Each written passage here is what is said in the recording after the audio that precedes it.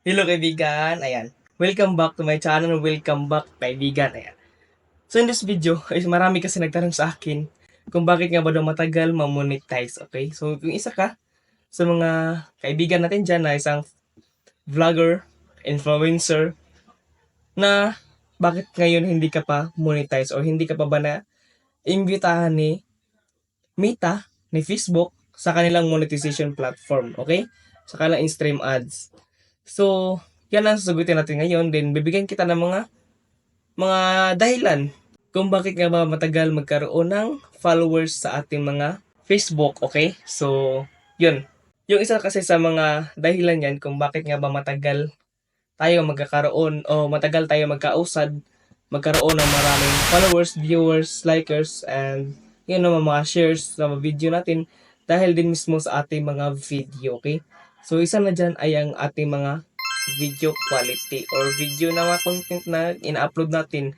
For example, kung ikaw nagva-vlog ka tapos yun nga, alam mo ba yung mga mostly ngayon sa mga reels na makikita natin, mostly anong ginagawa nila, 'di ba? Yung ginagawa nila is pagka record nila ng video, magva-vlog sila tapos wala nang edit, post agad. So yun, tingnan nyo mga video quality, 'di ba, ang papangit. So ganyan din, nagbe-base rin yung Facebook algorithm sa kung ano yung quality ng video na ginagawa natin. Kung pangit yung quality ng video na ginagawa natin at so ang ginagawa rin ng Facebook hindi niya nire-recommend. So tingnan nyo, yung mga video na maganda yung quality, yung mga sikat na mga vlogger, 'di ba? Yung mga video nila is good quality, good editing, with captions, tapos yung mga translations, 'di ba, maganda? Then yun na, tingnan nyo. Di mas i-recommend sila ng mga upcoming followers. So hindi lang sa mga sikat, kundi sa mga bagong content creator din. Kung ikaw tingnan mo, editin mo ng maganda at maayos yung inyong mga video at tingnan natin kung hindi yan mag-boom ng mga viewers, okay?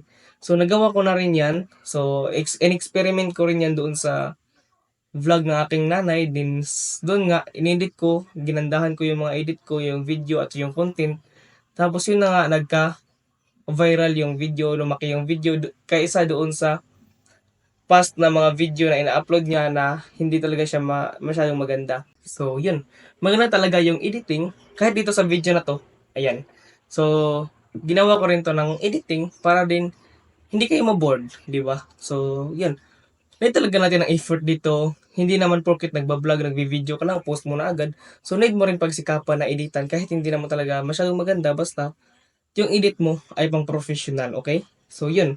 Basta ma-edit mo lang talaga siya at makita ng YouTube, ng Facebook algorithm na maganda yung inyong mga content. Okay, so doon, i-recommend kayo. Kaya nga mayroon tayong nakalagay doon sa dashboard ng ating monetization kang Facebook na recommendable or recommended kasi i-recommend ka niya. Siya yung pipili based sa video mo. Okay? So, yun. Kaya gandahan din natin yung ating content at yung edit. So, yung pangalawa naman ay yung engagement. So, hindi yung engagement na follow to follow, like to follow ha. So, hindi ganun. So, yung engagement na sinasabi ko is engage sa ating mga viewers at mga nagko-comment sa mga video natin. Diba? Kung mostly, sa mga video natin, hindi na natin yun pinapansin yung mga nagko-comment. Yung viewers natin, sila yung dahilan kung bakit may kita tayo dito. Okay? So, kung may nagtatanong sa inyo, so pwede niyo po yung sagutin. Diyan, sagutin niyo. Tapos kung may nag-grade sa inyo na maganda yung video nyo, maganda yung content nyo, kahit hindi na replyan, basta i-like or i-heart nyo lang po yung inyong kanilang comment at makikita nila. So doon, mas maenggan nyo yung inyong viewers na nag-comment sa inyo dahil yun nga, pinapahalagahan nyo siya. 'Di ba? So, hindi nyo sila binabaliwala kahit nanonood sila sa video nyo, kahit nagsusuporta sila sa inyo. Okay? So, yun nga. Katulad nito sa video ko, tutorial. So, dito mostly nagtatanong dito sa video ko sa comment section. So, always sila nagtatanong dito. So, yun, nire-replyan ko din. Sa mga matagal ko ma-replyan dyan, almost 2 days na, pasensya na po talaga dahil medyo busy po ako at that time.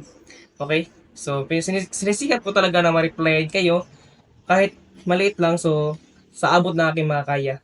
Okay, so yun.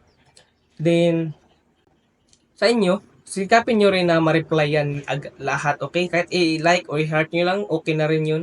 Maganda na rin sa kanila yun, okay? So yun lang, dapat mag-engage talaga tayo sa ating mga viewers. Okay, so yun. Yung panghuli naman, base lang to sa experience ko guys, kaibigan. So base sa experience ko, yung sa panghuli ay ito yung talaga ka maganda dahil kung hindi ka talaga nagkakaroon nito, so yun, hindi talaga siya ma-recommend ng Facebook, okay? So ito yung mga content na ginagawa natin or niche natin. Okay? So ito yung mga content na viral, okay? So ito yung mga content na talagang nagva-viral sa Facebook katulad ng mga prank, mga sports content, or mga iba't ibang content na nakita nyo na madaming views, okay? So yung entertainment, ganyan, mga tutorial. So ganyan yung mga content na dapat nyo gawin dahil yun laging hinahanap ng mga tao, okay? For example, ang tutorial content. Itong tutorial content, lagi talagang hinahanap sa YouTube, okay? So dito sa YouTube, nagpupunta sila dahil gusto nilang malaman kung anong mga sagot sa kanilang mga problema, okay? So isa na ako dun.